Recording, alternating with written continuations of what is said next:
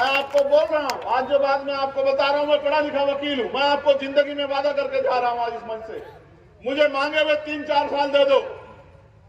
अगर आपका हाथ किसी के आगे फैल गया या आप पे किसी ने जुल्म कर दिया तो मेरा नाम चंद्रशेखर आजाद नहीं। आपको भी कह रहा हूं, जो डर पर वोट करते हैं कि बीजेपी आ जाएगी, खा जाएगी, निकल जाएगी, आपके और बीजेपी के बीच में चंद्रशेखर आजाद खड़ा है, याद रखना मेरी बात। जो नेता आपसे वोट लेके घरों में छिप जाते हैं, इन नेताओं का हाथ छोड़ के एक बार चंद्रशेखर आजाद का हाथ पकड़ के देखो। ये नीले पटके वाले मिट तो सकते हैं, लेकिन इस सरकार के दमन के आगे झुक नहीं सकते। और मैं आपसे कहता हूं, मेरी माँ बहनों से, मुझे पता नहीं मेरी जिंदगी कितनी है, लेकिन याद रखो, कानून सड़कों पे नहीं बनते, कानून खेतों में नहीं बनते, कानून पार्लियामेंट में, असेंबली में बनते हैं। जिस तरह से हमारे साथी मेहनत कर रहे हैं, वो लगातार मेहनत करते रहे तो वो दिन आएगा। प्राइम मिनिस्टर तो कहते थे कि चप्पल वाला हवाई जहाज बैठेगा। मैं ये कहता हूं कि हम ऐसी पॉलिसी बनाएंगे कि आपको महसूस होगा कि आपकी जिंदगी में जो बदलाव हुआ है उसकी कल्पना आप लोगों ने नहीं। हम कुटीर उद्योग लगाएंगे और ग्रामीण क्षेत्रों में रहने वाली महिलाओं को घर तक रोजगार ला कर देंगे 15-20 हजार रुपए का, जिससे उनको किसी के खेतों में काम ना करना पड़े और किसी की मजदूरी ना करनी पड़े। उनके बच्चों के लिए इतने अच्छे स्कूल खोलेंगे जैसा स्कूल प्राइवेट भी नहीं होगा, और वो उसमें शिक्षा इतनी आसान होगी कि 15-20 रुपए में पूरे महीने की शिक्षा की व्यवस्था होगी और आपका बच्चा जाकर मजदूर करेगा तो स्कूल में नहीं, वो 5 स्टार होटल में। हम इतने अच्छे अस्पताल बनाएंगे कि गरीब का कितने कम पैसे में इलाज होगा कि हर आदमी महसूस करेगा कि चंद्रशेखर आजाद उनकी अपनी औलाद है, उनका अपना भाई है, उनका बेटा है। भले उसने उस पेट से जन्म न दिया हो, लेकिन वो काम हम सबके लिए कर रहा है। एक बार कोई ऑथेंटिक बात नहीं करेगा कि सरकार ने सारा पैसा पूंजीपतियों को दे दिया और यहाँ का गरीब पढ़ा लिखा नौजवान रोजगार के लिए भी मोहताज। क्या सरकार ने आपके क्षेत्र में उद्योग धंधे खोले कि आपका पढ़ा लिखा बच्चा नौकरी कर ले, रोजगार कर ले? क्या सरकार ने आपके क्षेत्र में कोई कुटीर उद्योग लगाए कि महिलाएं घरों पर रोजगार कर ले? क्या सरकार ने आपके क्षेत्र में कोई प्रबंध किया कि पढ़े लिखे नौजवानों को लोन मिल जाए कि वो अपना काम कर ले? क्या किया सरकार ने? सरकार ने एक बात जान ली कि इन पे खाने को रोटी भी नहीं है, तो इनको 4-5 किलो अनाज दे दो और ये बेचारे उसी में घुले मिले रहेंगे।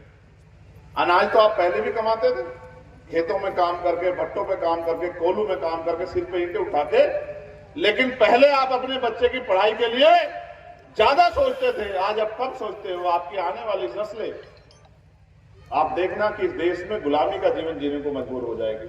और जो वर्तमान की सत्ता के लोग बैठे, मैं गारंटी से कहता हूं आपको, ये आने वाले 10 साल में आपके बदन का कपड़ा नोच लेंगे। ऐसे लोग बैठे हैं, इनसे हमें सावधान रहना पड़ेगा, लेकिन इनका मुकाबला करने वाला कोई नहीं। आप महसूस करके देखो कि हम लोग अलग अलग होकर, वो कहते हैं ना कि बटोगे तो कटोगे, और मैं कह रहा हूं वास्तविकता में बटोगे तो आपके अधिकार छिप जाएंगे। अगर एकजुट रहोगे, गरीब, किसान, कमजोर, आप सब लोग एकजुट रहोगे और एकजुट होकर अपनी राजनीतिक ताकत बनाओगे, तभी आप इनको सत्ता से हटा सकते हैं। आज जो प्रयास भाई गयूर जी ने, उनके साथियों ने किया, जो प्रयास हमारे नेता यहां कर रहे हैं, मैं उनको कहना चाहता हूं, भीम आर्मी के नौजवान साथियों को, कि वो सरकार के भरोसे ना रहे, गांव में निकले और हर गांव में भीम आर्मी पाठशाला खोल के खुले।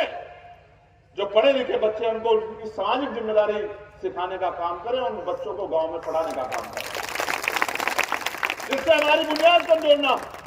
क्योंकि अगर बुनियाद कमजोर होगी तो बिल्डिंग कभी अच्छी नहीं बन सकती है। तो बुनियाद मजबूत करने के लिए प्राइमरी शिक्षा को हमें मजबूत करना पड़ेगा। जो गरीब अपने बच्चों को प्राइवेट स्कूल में नहीं भेज सकता, उस गरीब के बच्चों को हमें भीम आर्मी पाठशाला में पढ़ा के उस प्राइवेट स्कूल के बच्चे के बराबर खड़ा करना पड़ेगा, जो कंपटीशन में उससे पीछे ना रहे। और ये प्रयास हम पहली बार नहीं कर रहे हैं, ये प्रयास हमने पहले किया, हम इसमें सफल हुए हैं। हमारी पाठशाला के बच्चों का मुकाबला प्राइवेट स्कूल के बच्चे नहीं कर सकते थे, लेकिन आज आपने काम को पीछे हटाया। आपने सहारनपुर के लोगों अपनी जिम्मेदारी को छोड़ा, सिर्फ घटनाओं पे जाके और थाने में जाके इनसे काम नहीं चलेगा। बुनियादी काम करना पड़ेगा, फिर वापस शिक्षा का स्तर मजबूत करना पड़ेगा और समाज को अंधविश्वास, पाखंडवाद से निकालने के लिए गांव गांव में, घर घर में जाके इसे बताना पड़ेगा कि जब तक आप अपने बच्चों को पढ़ा लिखा के आगे नहीं बढ़ाओगे, तब तक आपकी जिंदगी में बदलाव नहीं।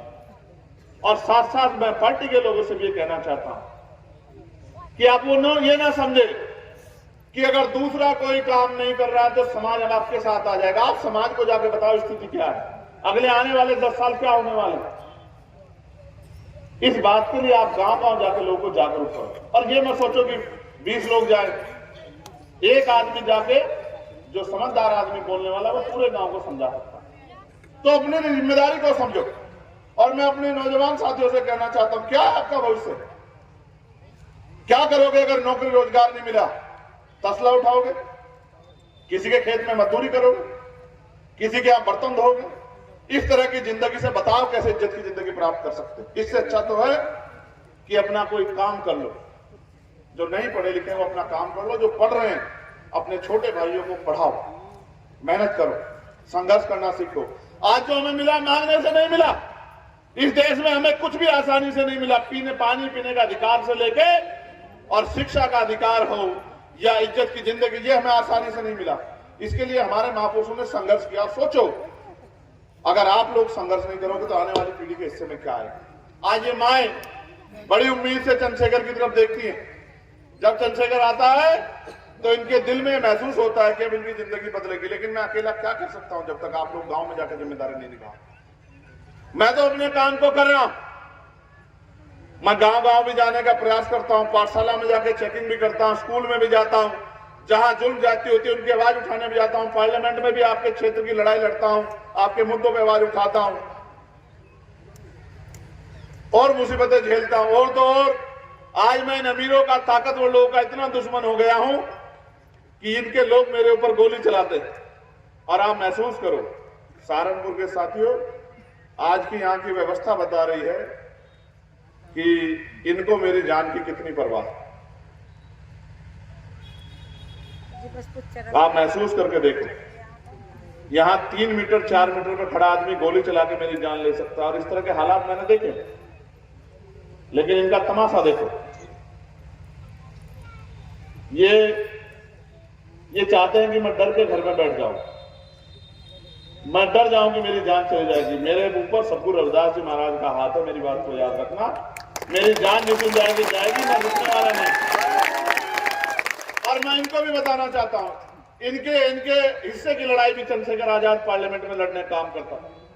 ये क्या करें, ये तो बेचारे सीधे बच्चे लोग, इनके ऊपर के अधिकारियों ने कह दिया कि नहीं उसकी मदद नहीं करनी है, उसके प्रोग्राम में इतनी व्यवस्था उतना अच्छा है, क्योंकि उनके मालिक कह रहे हैं। उनको ये नहीं पता कि जैसे नगीना से हम मेंबर ऑफ पार्लियामेंट बन के आए, इस तरह से कल समाज, ये गरीब कमजोर समाज मेरे साथ खड़ा हो जाएगा तो इन्हीं क्षेत्रों से हमारे एमएलए भी जीत के आएंगे। और जिस दिन हमारे एमएलए जीत के आएंगे और हम सरकार में आएंगे, उस दिन हम इनके लिए काम तो करेंगे, लेकिन इनको ये भी बताएंगे कि सत्ता के आगे इतने नतमस्तक मत हो कि अपनी जिम्मेदारी को भी छोड़ दो।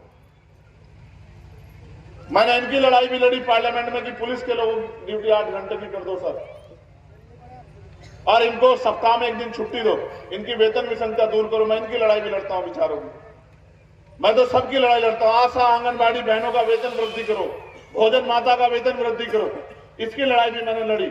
और न्यूनतम वेतन जो है, ये चंद्रशेखर आजाद था जिसने 29 जुलाई को पार्लियामेंट में उठाया था कि न्यूनतम वेतन 700 रुपए होना चाहिए, 350 400 रुपए में वो नहीं होता।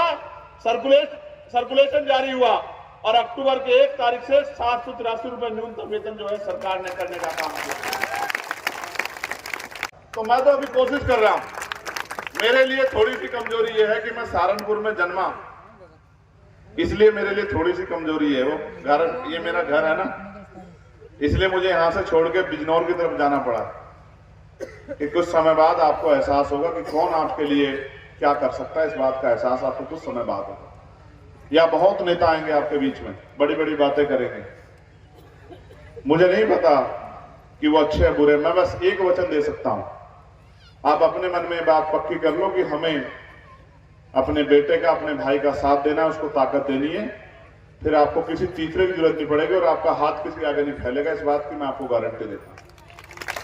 मैं आपको विश्वास दिला कहता हूं कि इन्हीं क्षेत्रों में, जिन क्षेत्रों की तरफ कोई देखता नहीं है, उद्योग धंधे लगवा के हम ऐसी व्यवस्था करेंगे कि यहां का पढ़ा लिखा नौजवान रोजगार करेगा और उसके माँ बाप को ये गर्व होगा कि जो पैसा उन्होंने मेहनत खर्च की थी, आज उनका पैसा असल हो रहा है, आज उनका बेटा इज्जत की जिंदगी जी रहा है और अपने परिवार के लिए काम कर रहा है। मैं नौजवानों से भी कहूंगा कि वो नशा छोड़े, वो बुराइयां छोड़े, वो अपने माँ बाप का सम्मान करे, वो अपने माँ बाप की बात को माने, वो अपनी बहन बेटियों का सम्मान करे, क्योंकि जिस दिन आप किसी दूसरे की बहन बेटी का सम्मान करोगे, आपकी बहन बेटी का सम्मान स्वतः होने लग जाएगा।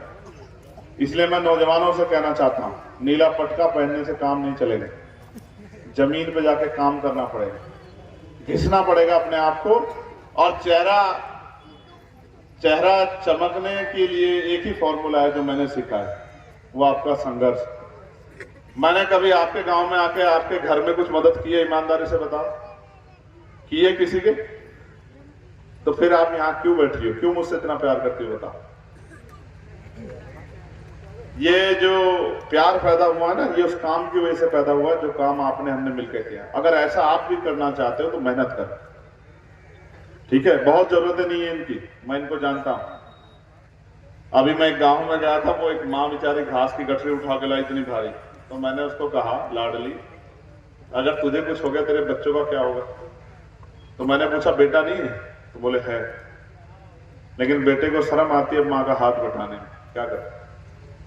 मुझे नहीं आई कभी। मैंने अपनी, जब मैं कितना भी बड़ा था, जब तक मैं यहाँ रहता था, अपनी माँ का हाथ बटाता था, क्योंकि उसने मुझे पैदा किया। उसका सम्मान मेरे लिए सम्मान है, उसका अपमान मेरे लिए अपमान है। और अगर उसका अपमान हो रहा है तो मेरा काहे का सम्मान है यार?